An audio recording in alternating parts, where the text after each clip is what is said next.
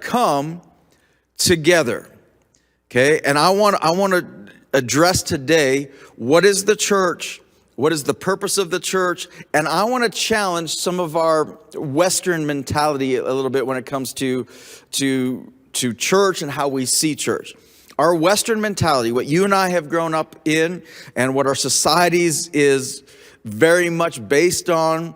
Even if you immigrated to the West from the East, there's maybe you've identified and you see this more clearly than we do. But those of us who've been raised in the West, we celebrate, we reward, we think independently and an independent mentality, and we celebrate independence. Come on, we're in Alberta.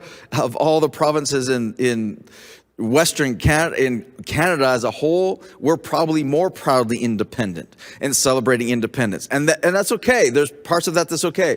But this independence has that mentality, that societal thought process has now influenced our faith and our relationship with God to where I'm going to challenge this today a little bit, that I think where we begin to think that our relationship with God is strictly personal. That our relationship with God is one-on-one. It's an intimate thing. It's me. It's my faith. It's all about me. And so when we read this verse, and I want you to see this, when we read this verse, and we read Paul's prayer, and he's saying, I'm praying that you're going to be strengthened in your innermost being, and that you're going to be rooted and grounded in love, and you're going, yes, that's for me, and that you're going to get the fullness of God and understand and grasp how wide and how deep and how wide Christ's love is. And yes, I'm praying that for me. Yes, I'm praying that for me. But in the midst of that verse, Paul says, you're going to have the fullness of God. You're going to have that strength together. And I think oftentimes we miss the togetherness. And because of that, we misinterpret what church is.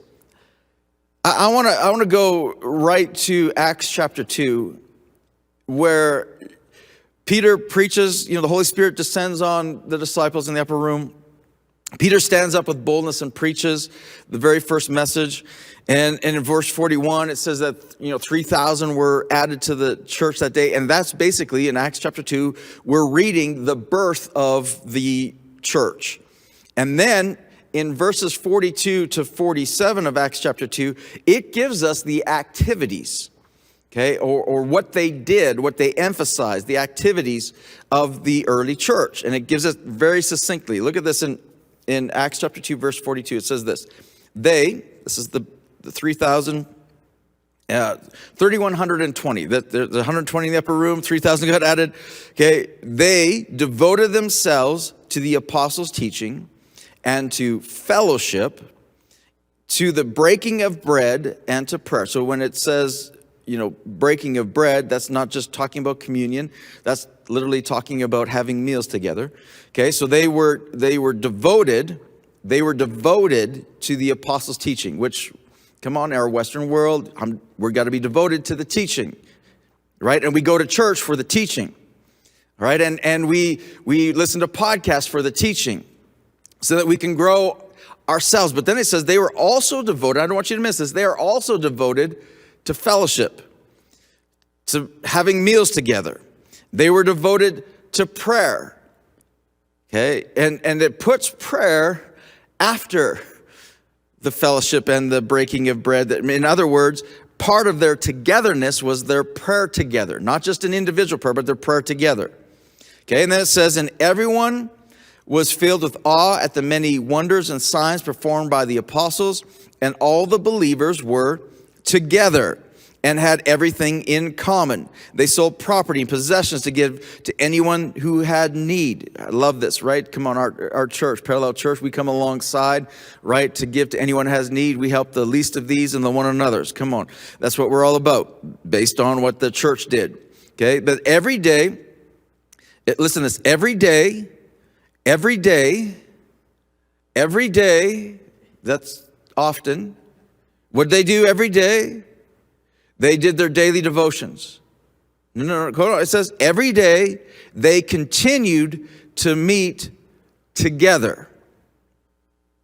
Okay, in the temple courts, they broke bread in their homes. There's the meals together in their homes and ate together, okay, with glad and sincere hearts, praising God and enjoying the favor of all the people.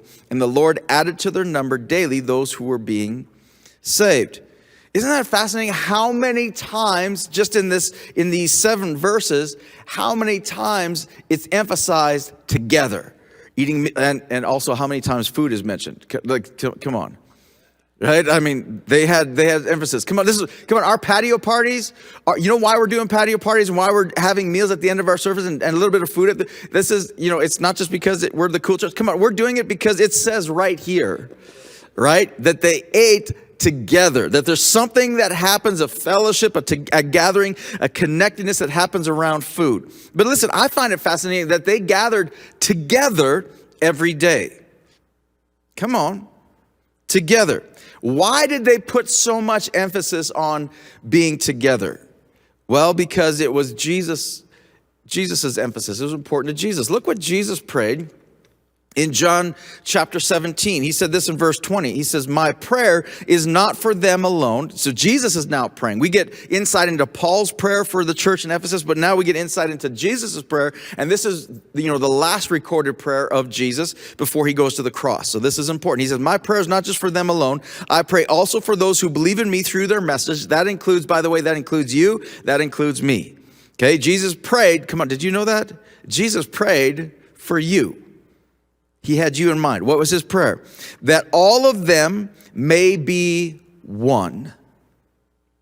Father, just as you are in me and I in you, may they also be in us, so that the world may believe that you have sent me. And then he says, I have given them the glory that you gave me, that they may be, there it is again, one, as you and I are one, in them and you and me, so that they may be brought to complete unity. Whew. Complete unity. Then the world will know that you sent me and loved them as you have loved me.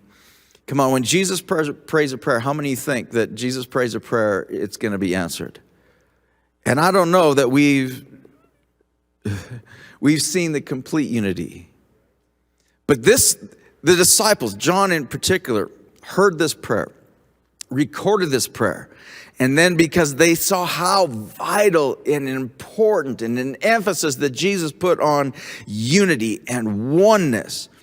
And they then took that and made that a part of their everyday practice as believers. The fellowship, the togetherness, the eating meals together, every day together. It's interesting that Jesus didn't pray the prayer, God keep them right. God keep them safe. Come on, why did he pray? Make them one. Pray for complete unity. And I believe that, come on, I want you to see this. I want you to get this. I believe it's because our faith is unlike all other religions. And our faith is not just a personal one between me and a God who I'm trying to impress. That our faith, right from the very beginning, our faith was all about community, togetherness, and is experienced best together.